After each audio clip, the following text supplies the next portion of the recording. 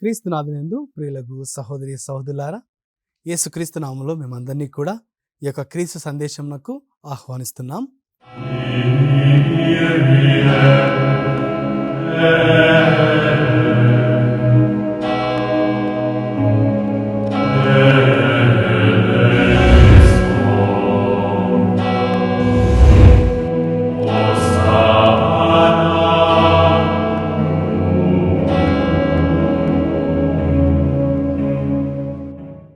మరి చిన్న ప్రార్థన చేసుకుందాం.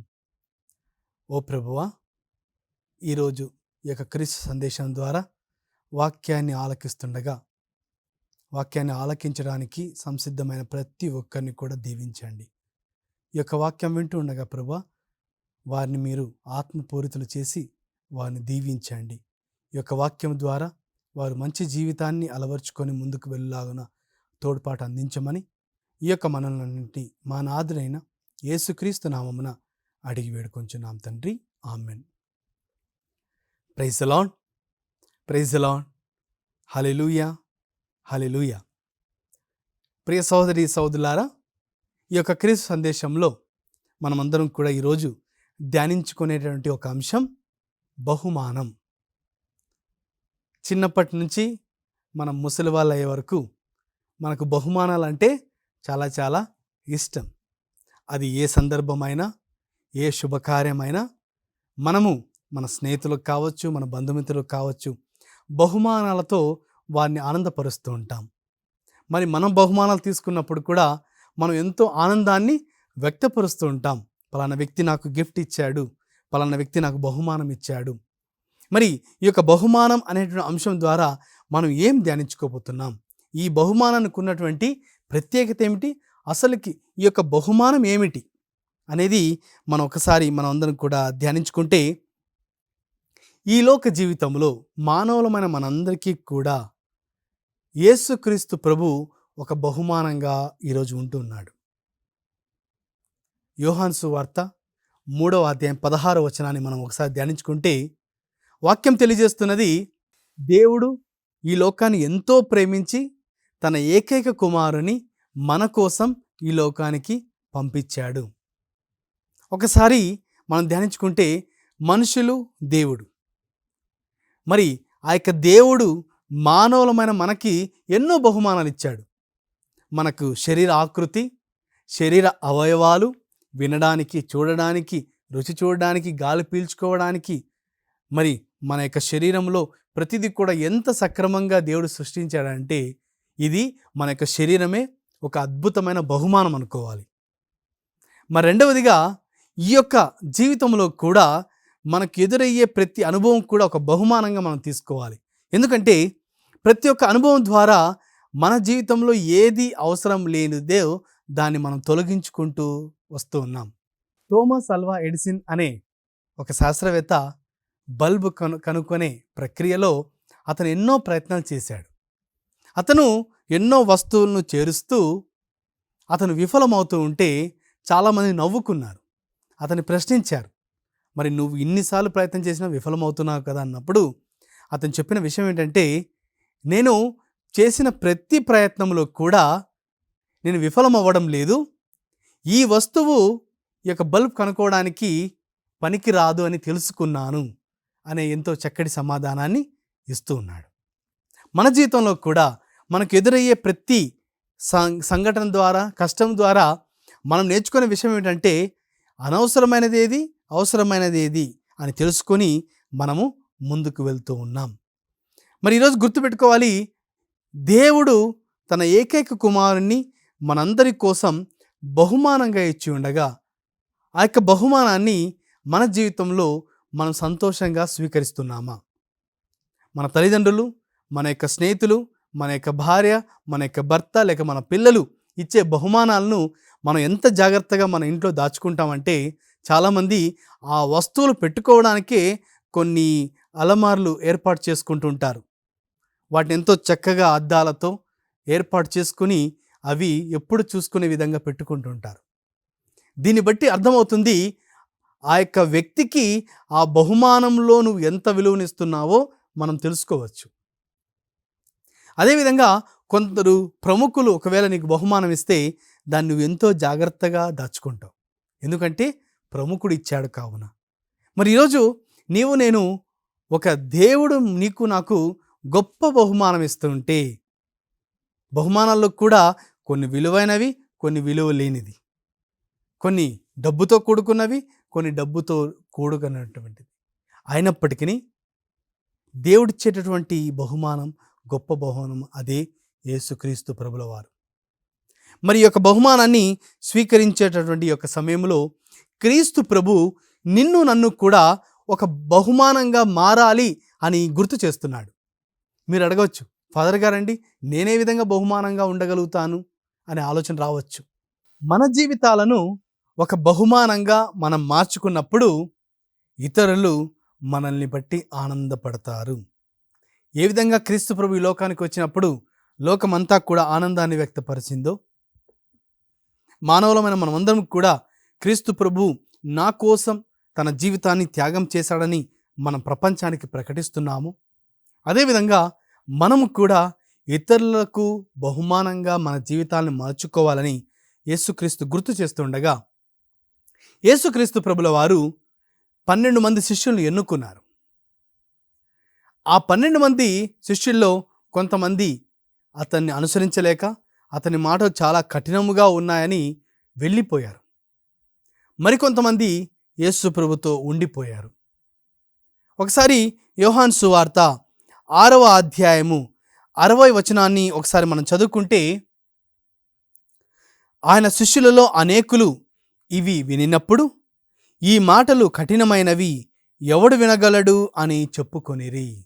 అనగా యేసుక్రీస్తు మాటలు ఎంతో కఠినంగా అనిపించి దీన్ని ఎవరు పాటించగలుగుతారు అని వాళ్ళు భావిస్తున్నారు. మరి అదేవిధంగా యోహాను సువార్త 6వ అధ్యాయం 66వ వచనము వింటే, ఇందువలన ఆయన శిష్యులలో అనేకులు ఆయనను విడిచి వెళ్ళి మరెన్నడూను ఆయనను వెంబడింపరైరి. అనగా యేసుక్రీస్తు మనకు ఒక బహుమానంగా ఉండగా ఆ బహుమానాన్ని తెరిచినప్పుడు ఆ యొక్క బహుమానం నుంచి కఠినమైన విషయాలు వస్తున్నాయని కొంతమంది శిష్యులు ఆయన విడిచిపెట్టి మళ్ళీ ఎప్పుడు కూడా అతన్ని వెంబడించలేదు. కానీ 12 మంది శిష్యులు వెంబడించారు.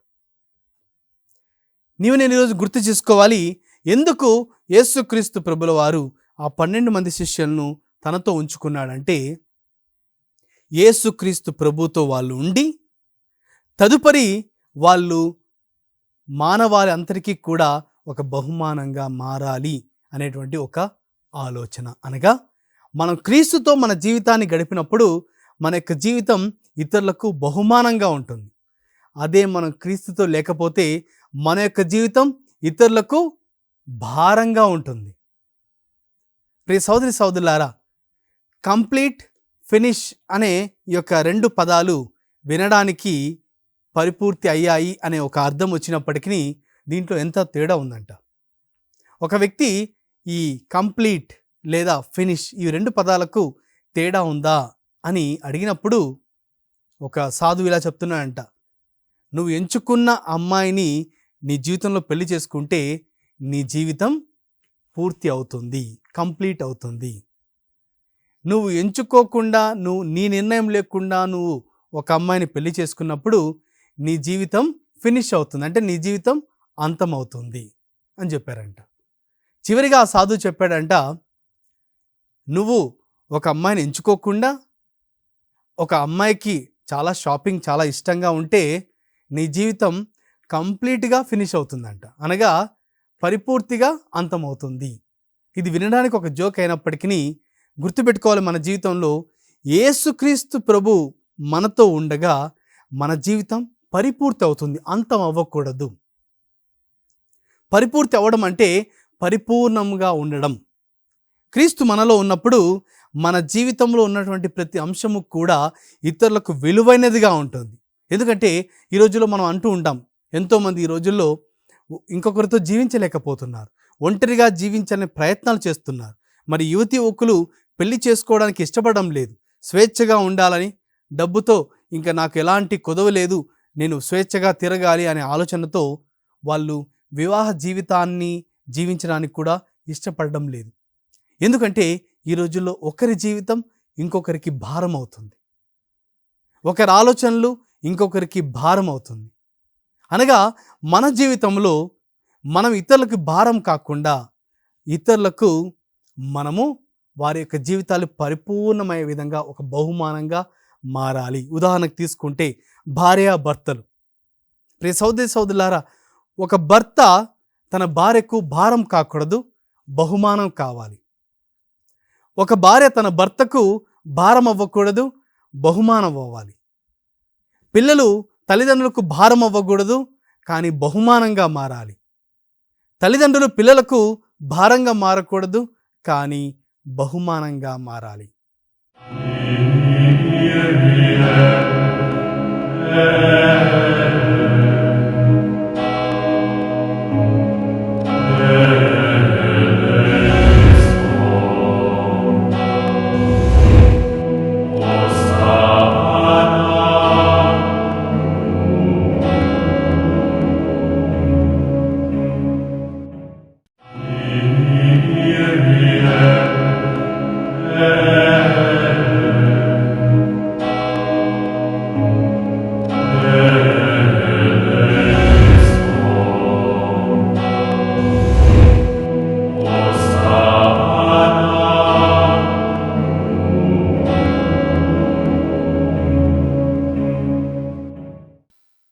ఈ యొక్క వాక్యాన్ని ఒక్కసారి మన జీవితంలో అర్థం చేసుకుంటే వ్యక్తిగతంగా నిన్ను నీవు నన్ను నేను ప్రశ్నించుకోవాలి. నేను ఇతరులకు భారంగా ఉంటున్నానా, బహుమానంగా ఉంటున్నానా? అందుకనే ఈ యొక్క వాక్యాన్ని ధ్యానించుకుంటున్నప్పుడు యోహాను సువార్త 6వ అధ్యాయము 38వ వచనాన్ని మనం ఒకసారి చదువుకుందాం.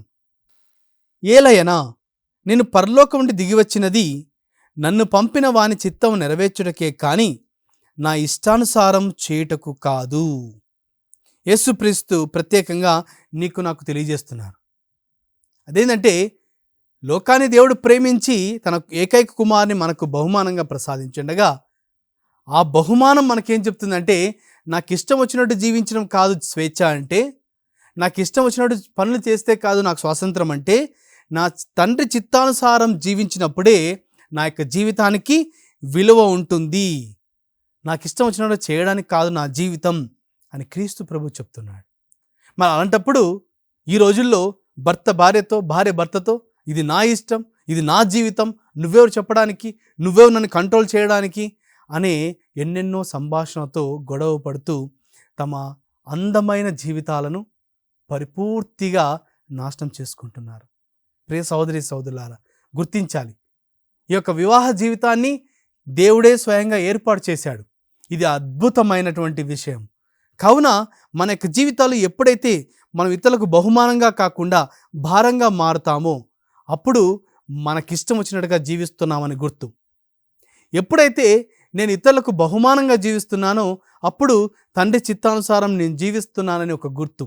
వీటిని పిల్లలు, పెద్దలు, తల్లిదండ్రులు, భార్య భర్తలు అందరూ కూడా, అన్నదమ్ముళ్ళు, అక్క చెల్లెలు కూడా దయచేసి ధ్యానించాలి. నా కుటుంబానికి నేను మాట్లాడే మాటల ద్వారా వాళ్ళు భారంగా బాధపడుతున్నారా? నేను మాట్లాడే మాటల వల్ల వాళ్ళు ఇంకా వినాలని ఆలోచిస్తున్నారా? నేను చేసే చేష్టల వలన నా కుటుంబం నాశనం వైపు వెళుతుందా, లేకపోతే అభివృద్ధి పొందుకుంటుందా? ప్రతి ఒక్కరు కూడా దీన్ని ధ్యానించుకుంటే మనం ఇతరులకు ఎప్పటికీ కూడా భారం అవ్వం, బహుమానంగా మారాలని ప్రయత్నం చేస్తాం. ఇప్పుడు యేసుక్రీస్తు ప్రభు మనకు స్వయంగా చెప్తున్నాడు. ఒకసారి వాక్యం చదువుకుందాం. యోహాను సువార్త 6వ అధ్యాయము 32వ వచనాన్ని మనం చదువుకుంటే, పరలోకము నుండి వచ్చిన ఆహారమును మీకిచ్చినది మోషే కాదు, కానీ నా తండ్రియే మీకు పరలోకం నుండి నిజమైన ఆహారమును ప్రసాదించెను. బాగా ధ్యానించాలండి. ఇక్కడ ప్రసాదం అనగా తినేటువంటి ఆహారం మాత్రమే కాదు, మన్నా భోజనం మాత్రమే కాదు, బహుమానం అని ఒకసారి ధ్యానిద్దాం. నా తండ్రే, మోషే కాదు ఇచ్చినది మీకు ఈ ప్రసాదం, ఈ బహుమానం, నా తండ్రే మీకు నిజమైనటువంటి ప్రసాదమును, నిజమైనటువంటి ఆహారమును మీకు బహుమానంగా ఇస్తున్నాడు అని చెప్తున్నారు. శిష్యులు ఆలోచించారు. మోషే ఆ రోజు మన్నా నుంచి ప్రార్థన చేస్తే మన్నా వచ్చింది, పర్లకుండి మన్నా వచ్చింది కదా, మరి ఇప్పుడు ఈ నిజమైన ఆహారం ఎవరు, ఈ యొక్క నిజమైనటువంటి బహుమానం ఎవరు అని ఆలోచించే తరుణంలోనే ప్రభువే స్వయంగా చెప్తున్నాడు. యోహాను సువార్త 6:35 అందుకు యేసు, నేనే జీవాహారమును, నా యొద్దకు వచ్చువాడు ఎన్నటికి ఆకలిగొనడు, నన్ను విశ్వసించువాడు ఎన్నడూను దప్పికగొనడు. ప్రియ సహోదరి సహోదరులారా, యేసుక్రీస్తు ప్రభు ఈరోజు నీకు నాకు తెలియజేస్తున్నాడు. నిజమైనటువంటి ఆహారం, నిజమైనటువంటి పానము, ఆ యొక్క తండ్రి దేవుడు ఇచ్చినటువంటి ఏకైక ఆహారము ఎవరు అంటే అది యేసుక్రీస్తు ప్రభు అని ప్రభువే స్వయంగా మనకు తన మాటల ద్వారా తెలియజేస్తున్నారు. అనగా క్రీస్తు ప్రభు మనలో జీవం ఉండడానికి, మనం ఎన్నటికీ కూడా నశింపకుండా ఉండడానికి మనకు జీవ ఆహారాన్ని ఇస్తుండగా, కానీ మనం మాత్రం మన జీవితం ద్వారా ఇతరులకు నశింపచేసే మాటలు, నశింపచేసేటటువంటి పద్ధతుల ద్వారా మనం వారికి భారంగా మారుతూ ఉన్నాం. యేసుక్రీస్తు ప్రభు మనకు చెప్తున్నాడు, ఇదిగో నా శరీరము, ఇది మీ కొరకు ఇస్తున్నాను, ఇదిగో నా రక్తము, ఇది మీ కొరకు చిందబడినటువంటి రక్తము, ఇది మీ కొరకు అని యేసు ప్రభు తన శరీరాన్ని, తన రక్తాన్ని మనకు కానుకగా ఇస్తున్నాడు. మన కోసం అని ప్రత్యేకంగా తెలియజేస్తున్నాడు. అనగా యేసుక్రీస్తు ప్రభు మనకు బహుమానాన్ని ఇస్తున్నాడు. ఆ యొక్క బహుమానాన్ని మనం స్వీకరించిన తర్వాత, క్రీస్తును స్వీకరించిన తర్వాత మనం ఇతరులకు క్రీస్తుని ఇవ్వడానికి ఎందుకు కష్టపడుతున్నామండి? మనకు ఫ్రీగా అనగా ఉచితముగా వచ్చినటువంటి ఆ యొక్క గొప్ప బహుమానాన్ని మనం పొందుకొని మనం ఒక్కటే ఆశీర్వదించబడి సంతోషంగా ఉంటే సరిపోతుందా? లేదా మనం ఉచితంగా పొందుకునే దీవెనలు మనం కూడా మన వంతు శాతం ఇతరులకు ఇవ్వడానికి మనం ప్రయత్నం చేస్తున్నామా? అంటే నాకుంటే చాలు, ఇతరులు ఎక్కడికి పోయినా నాకు అనవసరం అనే ఆలోచనతో మనం జీవిస్తున్నాం. కానీ ఈరోజు మనందరం కూడా ధ్యానించాలి. కుటుంబంలో ఉన్నటువంటి వ్యక్తులైనా, మరి ఇతరులైనా, బంధుమిత్రులైనా, స్నేహితులైనా. అదేమిటంటే ప్రియ సహోదరి సహోదరులారా, మనం పొందుకున్న వాటిని మనం నిజంగా యేసుక్రీస్తు నా జీవితానికి ఒక బహుమానమని స్వీకరించినప్పుడు నీవు కూడా నీ యొక్క జీవితాన్ని ఇతరులకు బహుమానంగా మార్చగలుగుతాం. తల్లిదండ్రులు గుర్తు చేసుకోండి, లేకపోతే జంతువులను చూసుకుందాం. ఒక పిల్లి తన బిడ్డకు ఏ విధంగా వేటాడాలో కొన్ని చిన్న చిన్న పక్షులను లేకపోతే ఎలుకలను పట్టుకొని వచ్చి నేర్పిస్తుంది. జంతువులు కూడా తన పిల్లలకు ఎంతో చేయాలనే ఆలోచన ఉంది. తల్లిదండ్రులమైన మనం కూడా ఎంతోమంది పిల్లల కోసం ఎంతో త్యాగాలు చేస్తున్నారు, ఎన్నెన్నో గొప్ప గొప్ప పనులు చేస్తున్నారు. వాటితో పాటు మనము ఇతరుల కోసం కూడా బహుమానంగా మారేటువంటి ఒక వ్యక్తులుగా ఉండాలని ఈరోజు దేవుడు నీకు గుర్తు చేస్తున్నారు.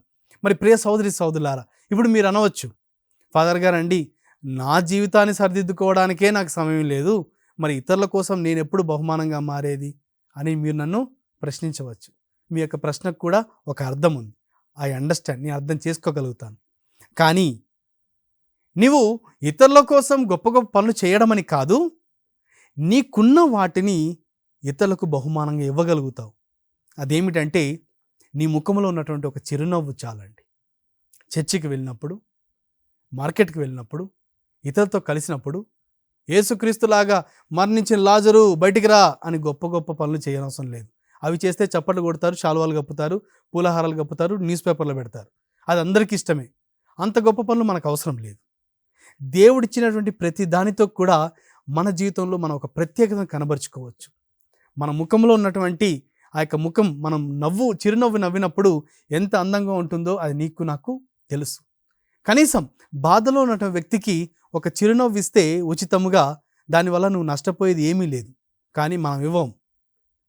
వాడు బాధలో ఉన్నాడంటే లోపల నవ్వుతూ బయటికి మాత్రం బాధను వ్యక్తపరుస్తూ ఉంటాం. ఇలాంటి సినిమా హీరోల్లాగా, హీరోయిన్లాగా నటించడం మనం మార్చేసి మనం క్రీస్తులాగా జీవించడానికి ఈరోజు నుంచి ప్రయత్నం చేయాలండి. మన జీవితంలో ఒక మార్పు అంటూ ఉండాలి, లేకపోతే మన యొక్క జీవితానికి ఒక విలువ అంటూ ఉండదు. కావున మన యొక్క జీవితం ద్వారా మనం చర్చికి వెళ్ళినప్పుడు, మార్కెట్ ప్లేస్కి వెళ్ళినప్పుడు, ఇతను కలిసినప్పుడు ఒక చిరునవ్వు ఇవ్వచ్చు. నీకు పాటలు పాడే టాలెంట్ ఉంటే అది నువ్వు ఇతరులకు బహుమానంగా ఇవ్వచ్చు. నువ్వు ఇంకా చర్చిలో మంచి పనులు చేసే ఒక అలవాటు ఉంటే దానివల్ల నువ్వు బహుమానంగా మారచ్చు. ఆ విధంగా చూసుకుంటూ వెళ్తే నీ దగ్గర ఉన్నది ఎన్నో బహుమానాల్ని నువ్వు ఎంతోమందికి పంచుకునే అవకాశం దేవుడు ఇస్తున్నాడు. మన యొక్క చర్చి మనకు అందుబాటులో ఉంది. కావున ప్రతి ఒక్క పరిస్థితిని కూడా మనం ఇతరులకు బహుమానంగా ఇవ్వడానికి మన వంతు మనం కృషి చేద్దాం. ఇతరులు స్వీకరించినా స్వీకరించకపోయినా నేను క్రీస్తును బహుమానంగా పొందుకున్నాను కాబట్టి అందుకే నేను కూడా నా యొక్క జీవితాన్ని ఇతరులకు బహుమానంగా ఇవ్వాలి అని మనం ఆశించాలి. ఎప్పుడు మనం బహుమానంగా ఉండం ఇతరులకు అంటే మన జీవితంలో క్రీస్తు లేనప్పుడు మాత్రమే. క్రీస్తు మన జీవితంలో లేడు అంటే మన జీవితంలో మిగిలింది అశాంతి, కోపం, క్రోధం. క్రీస్తు ఉన్నప్పుడు వీటిని మనము దూరం చేసుకుంటాం. క్రీస్తు లేనప్పుడు వాటిని ఇంకా పెంచుకుంటూ వెళ్తాం. కావున మనం ఇతరులకు ఎన్నటికీ కూడా బహుమానంగా మారలేం. మరి ప్రియ సహోదరి సహోదరులారా, ఇంతసేపు మనము ఇతరులకు బహుమానంగా ఎలా ఉండాలో, ఏ విధంగా ప్రాక్టికల్గా మన జీవితంలో ఉండొచ్చో మనం ధ్యానించుకున్నాం. కానీ ఇప్పుడు ఇంకొక అంశం, ఇతరుల్లో కూడా బహుమానాన్ని మనం చూడాలి. సర్వసాధారణంగా మనకు ఇతరుల్లో కనిపించేవన్నీ కూడా చెడు లక్షణాలే. సైకాలజీ ప్రకారం మనం కొత్త భాష నేర్చుకున్న మొట్టమొదటిగా మనం నేర్చుకునే పదాలు చెడు పదాలే అంట. ఇవన్నీ చూసుకుంటే మనము మంచిని వెతకడం కన్నా చెడుని వెతకడంలో ఎంతో శ్రమను, కష్టాన్ని వృధా చేసుకుంటున్నాం. కానీ ఈరోజు ఏ విధంగా అయితే నా జీవితాన్ని, నీ జీవితాన్ని ఇతరులకు బహుమానంగా మార్చాలని ప్రయత్నం చేస్తున్నామో అదేవిధంగా ఇతరులకు కూడా మనం చెడును వెతకడం కన్నా బహుమానం వెతకడానికి ప్రయత్నం చేయాలి. Let us see good in others. ఇతరుల్లో బహుమానాన్ని కూడా మనం వెతికి చూద్దాం. నీ యొక్క భర్తలో ఒక బహుమానాన్ని చూడు, అనగా నీ భర్తలో ఉన్నటువంటి చెడు లక్షణాల కన్నా మంచిని వెతకడానికి ప్రయత్నం చేయి. అప్పుడు ఆ మంచి వలన తనకున్న చెడును కూడా తను తీసివేయడానికి ప్రయత్నం చేస్తా. అదేవిధంగా మీ భార్యలో నీ బహుమానం చూడాలి, నీ పిల్లల్లో బహుమానం చూడండి. ప్రియ సహోదరి సహోదరులారా, కొంతమంది తల్లిదండ్రులు పిల్లలు ఉన్నారు, వీళ్ళు ఎందుకు నా జీవితానికి భారం అయ్యారు అని భావిస్తుంటే, మరికొంతమంది భార్యాభర్తలు పిల్లలు లేక ఎంతో ఆవేదన చెందుతున్నారు. కొంతమంది ధనం ఎక్కువ ఉందని దానికి గురై ఏం చేయాలో అర్థం కాక పాపంలో పడిపోతుంటే, మరి కొంతమంది డబ్బు లేదని వాళ్ళు ఎంతో బాధపడుతున్నారు. ఉన్నవాళ్ళు బాధపడుతున్నారు, లేని వాళ్ళు బాధపడుతున్నారు. కారణం ఏంటంటే మనం ఇతరులలో మంచిని వెతకడం లేదు, కేవలం వాళ్ళ ద్వారా ఉపయోగం మాత్రమే చూస్తున్నాం, తదుపరి వారిని మనం వెలివేస్తున్నాం. కావున ప్రియ సహోదరి సహోదరులారా, ఈరోజు మనము ఇతరులకు బహుమానంగా మన జీవితాన్ని మార్చుకోవడం, క్రీస్తు ప్రభు మనకు బహుమానంగా వచ్చాడు కావున క్రీస్తు మన జీవితంలో ఉన్నప్పుడు మనం ఇతరుల కోసం బహుమానంగా మారగలగాలి. అదేవిధంగా మనము కూడా ఇతరుల్లో బహుమానాన్ని చూడాలి, ఇతరులలో మంచిని మనం చూడాలి అని యేసుక్రీస్తు తెలియజేస్తున్నారు. మరి చివరిగా మనం ధ్యానించుకున్నట్లయితే కొంతమంది అంటూ ఉంటారు, చర్చిలో ఉన్నప్పుడు నా జీవితం ఎంతో ప్రశాంతంగా ఉంటుంది ఫాదర్, చర్చి నుంచి బయటికి వెళ్తేనే నా జీవితం అంతా కష్టాలతో ఎవరిని కలవాలో అర్థం కాదు అనే ఆలోచన ఎంతోమంది మీకు వచ్చి ఉంటుంది, నాకు వచ్చింది, ఎంతోమందికి వస్తూ ఉంటుంది. ఎందుకంటే చర్చిలో మనం దేవునితో సమయం గడుపుతాం కావున ఎంతో ప్రశాంతమైన వాతావరణం ఉంటుంది. ఆ తర్వాత ఇంటికి వెళ్ళినప్పుడు మన జీవితాన్ని కొనసాగించినప్పుడు మాత్రం మనకు చాలా కష్టంగా ఉంటుంది. దయచేసి గమనించండి, ప్రతి గురువు కూడా దివ్యబలి పూజలో పూజ అంతా అయిపోయిన తర్వాత ఒక మాట అంటారు, పూజ సమాప్తమైనది, సమాధానంతో వెళ్ళి క్రీస్తు ప్రేమలో సేవలో జీవించండి. అనగా మనం క్రీస్తుతో ఉండడానికి వచ్చాము, అలా అని చెప్పి అక్కడే ఉంటే కాదు, అక్కడ క్రీస్తు ద్వారా మనం నేర్చుకొని తిరిగి మనం ప్రపంచానికి వెళ్ళవలసిందే. అందుకనే యేసు ప్రభు శిష్యులను పిలిచాడు, 3 సంవత్సరాలు ట్రైనింగ్ ఇచ్చాడు, ఆ తర్వాత తోడేళ్ల మధ్యకు గొర్రెపిల్లలాగా పంపించేశాడు.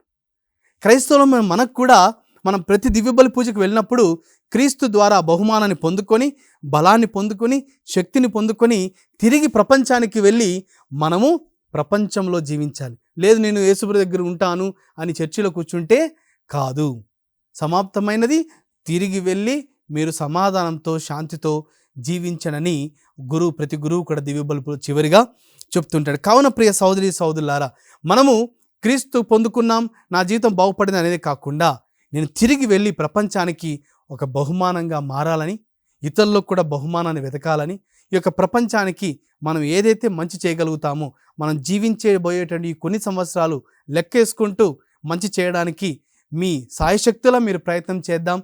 దేవుని యొక్క కృప కూడా మనకు తోడవుతుంది అని గ్రహిద్దాం. మరి చివరిగా చిన్న ప్రార్థన చేసుకుందాం. ఓ ప్రభువా, ఈరోజు బహుమానం యొక్క అంశం ద్వారా మా యొక్క జీవితాలకు మీరు ఇచ్చిన బహుమానాన్ని మేము పొందుకుంటూ మేము కూడా ఇతరులకు బహుమానంగా మారులాగున దీవించమని, వాక్యం విన్న ప్రతి ఒక్కరిని కూడా వారి కుటుంబ సభ్యులందరినీ కూడా మీరు ప్రత్యేక విధంగా దీవించమని ప్రార్థిస్తున్నాం.